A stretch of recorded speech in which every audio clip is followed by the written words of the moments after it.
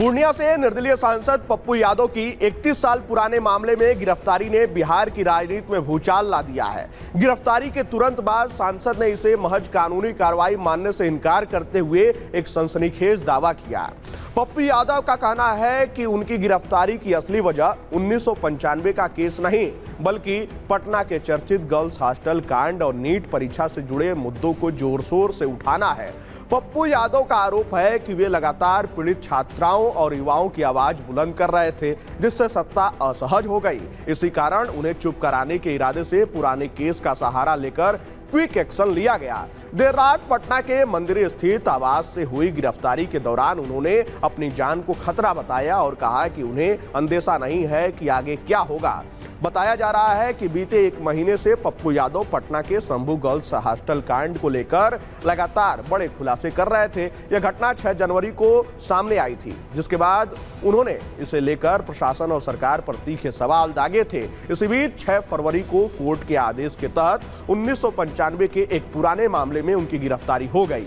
इस टाइमिंग को लेकर विपक्ष और समर्थकों ने कई सवाल खड़े किए हैं। गिरफ्तारी के बाद पप्पू यादव की तबीयत बिगड़ गई, जिसके चलते उन्हें पहले IGIMS और फिर PMCH में भर्ती कराया गया। अस्पताल से भी उन्होंने कहा, मैं ठीक नहीं हूं, मुझे नहीं पता मेरे साथ क्या होगा, जिससे पूरे मामले ने और भी गंभीर मोड़ ले लिया। पप्पू यादव की गिरफ्तारी के बाद विपक्षी नेताओं की प्रतिक्रियाएं भी तेज हो गई हैं। नगीना से सांसद चंद्रशेखर आजाद ने सोशल मीडिया प्लेटफॉर्म X पर उनका वीडियो साझा करते हुए बिहार की NDA सरकार पर तीखा हमला बोला।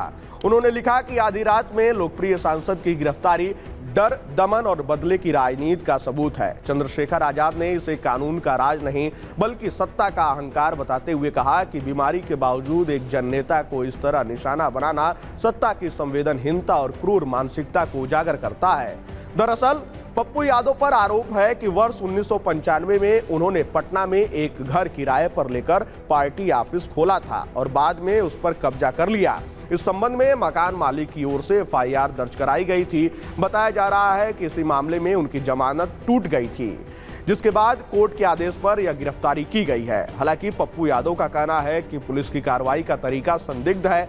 उन्होंने आरोप लगाया कि पुलिसकर्मी सादे कपड़ों में उनके घर पहुंचे, उन्हें सीधे थाने ले जाने की कोशिश की गई, जबकि नियमानुसार अदालत में पेश किया जाना चाहिए। इस पूरी प्रक्रिया से वे खुद को असुरक्षित महसूस कर रहे हैं। एक तरफ सरकार इसे कानून के तहत हुई सामान्य कार्रवाई बता रही है, तो दूसरी तरफ पप्पू यादव और उनके समर्थक इसे राजनीतिक प्रतिशोध करार दे रहे हैं। खासकर गर्ल्स हॉस्टल कांड और नीट जैसे संवेदनशील मुद्दों को उठाने के बाद हुई गिरफ्तारी ने कई सवाल खड़े कर दिए हैं। अब निगाहें इस बात पर टिकी है कि अदालत में यह मामला किस दिशा में जाता है और पप्पू यादव के आरोपों पर सरकार और पुलिस क्या जवाब देती है। फिलहाल सांसद की गिरफ्तारी बिहार की राजनीति में नए सियासी संघर्ष की शुरुआत बनती दिख रही है और रात के अंधेरे में जो हंगामा हुआ उसको लेकर बिहार की सियासत काफी गर्म नजर आ रही है। वहीं तेजस्वी यादव ने भी इस गिरफ्तारी का विरोध किया है। देखना होगा कि आने वाले समय में इस पूरे मामले को लेकर आखिर क्या कुछ खुलासे होते हैं।